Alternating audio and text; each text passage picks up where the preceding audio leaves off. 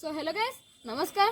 Today I am Om Dimensa and I am now here to tell you some facts and points about what is sound and what is its effects, properties and characteristics. And now I am moving to my first point, that what is sound. So when an object starts vibrating and starts oscillating, it produces sound. So how can we see and feel the sound? If we want to see the sound, then we have to take a bowl and fill it with water. Then we have to take a spoon and just touch it to create a wave.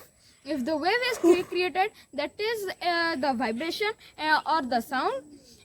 If we want to feel it, then we can slowly touch it and we can feel it. So now I'm moving to the next one, that how a human creates or produce sound. Human creates and produces sound by its larynx, or known as voice box. The larynx have two vocal cords and a small gap between the two vocal cords known as slit. The sound is created when the lungs force the air in the slit and the slit vibrates the vocal cord. When the vocal cord is vibrate, the sound is created. Now I am moving to my next point, that about the sound path. The sound path is a medium. Sound needs a medium for propagation or travel. The medium can be solid, liquid or gas. The sound cannot travel in vacuum. So now I am moving to my next one, that is oscillation, time period, frequency and amplitude. The first thing is oscillation. The to and fro motion of a object is called as oscillation.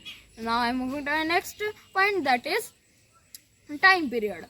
Time period determines that how many times take by the object to complete one oscillation. Now I move it to my next point, that is the frequency.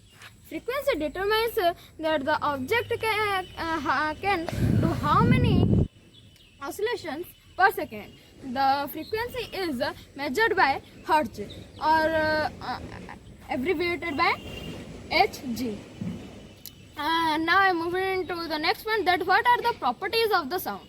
The properties of the sound are amplitude and frequency, which I have discussed already. Then I am moving to my next one, that is characteristics of a sound. The first characteristic is loudness.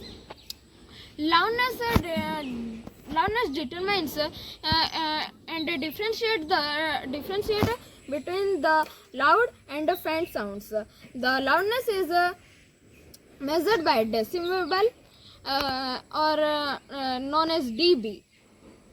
If the sound is more than 80 decibel, it is very painful. So the loudness is depends upon the amplitude. If the amplitude is high, then the loudness is also high. In the same way, if the amplitude is low, then the sound will be also low. So I am moving to the next one, or next characteristics, that is pitch or shrillness. The pitch and shrillness determines and also depends upon the frequency of the sound. So if the frequency of the sound is high, then the pitch will also high and it is called as high pitched sound. If the frequency is low, then the sound is also low and it is called as low pitched sound.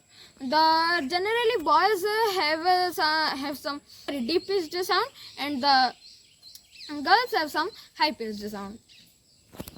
So thank you, have a nice day. Now I am ending the debate.